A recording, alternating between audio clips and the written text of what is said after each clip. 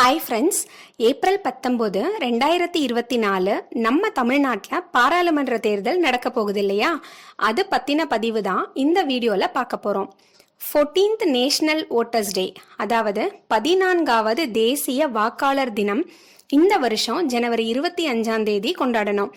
Nothing like voting, I vote for sure, அதாவது வாக்களிப்பதை போல எதுவும் இல்லை, நான் நிச்சயமாக வாக்களிப்பேன் அப்படிங்கிறது தான் இந்த வருட வாக்காளர் தினத்தோட கருப்பொருள். தேர்தல் சமயத்துல ஊடகங்கள்லாம் வாக்களிப்பது ஜனநாயக கடமை, தவறாமல் வாக்களியுங்கள் அப்படின்னு சொல்றத கேட்டிருப்போம். ஆனா வாக்களிக்கிறது ஜனநாயக கடமைன்னு சொல்றதை விட நம்ம இந்திய ஜனநாயக நாட்டுல இருக்கிற ஒவ்வொரு குடிமகனுக்குமான உரிமைன்னு சொன்னா இன்னும் பொருத்தமா இருக்கும். எப்படின்னு கேக்குறீங்களா? நம்ம நாடு இந்தியன் கான்ஸ்டியூஷன் அப்படின்னு சொல்லப்படுற இந்திய அரசியல் அமைப்பின்படி தான் ஆளப்படுது.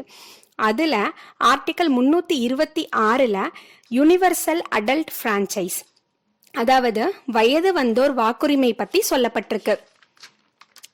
அப்படின்னா என்னன்னா, ஒரு இந்திய குடிமகனுக்கு 18 வயசு ஆயிடுச்சுன்னா தேர்தல்ல வாக்களிக்கிற உரிமை இருக்குன்னு அர்த்தம். இந்த வாக்குரிமை மூலமா ஒவ்வொரு இந்திய குடிமகனுக்கும் இந்திய அரசியல்ல பங்கெடுத்துக்கிற உரிமையும் கிடைச்சிடும். நம்ம தொகுதி எம்எல்ஏவா யார் இருக்கணும், நம்ம தொகுதி எம்பியா யார் இருக்கணும்னு முடிவு பண்ற உரிமை நமக்கு தான் இருக்கு. நம்ம உரிமையை நாம விட்டு கொடுக்கலாமா சொல்லுங்க? ஸோ ஃப்ரெண்ட்ஸ், இனி வரப்போற எல்லா தேர்தல்லையும் மறக்காம தவறாம ஓட் பண்ணி நம்ம உரிமையை நிலைநாட்டினா அது நம்ம சமூகத்துக்கு ஒரு ஆரோக்கியமான மாற்றமா நிச்சயமா இருக்கும்னு நான் நம்புறேன். உங்களுக்கு நம்ம சேனலோட பதிவுகள் பயனுள்ளதா இருக்கும்னு நினைச்சீங்கன்னா please subscribe, like and share பண்ணுங்க.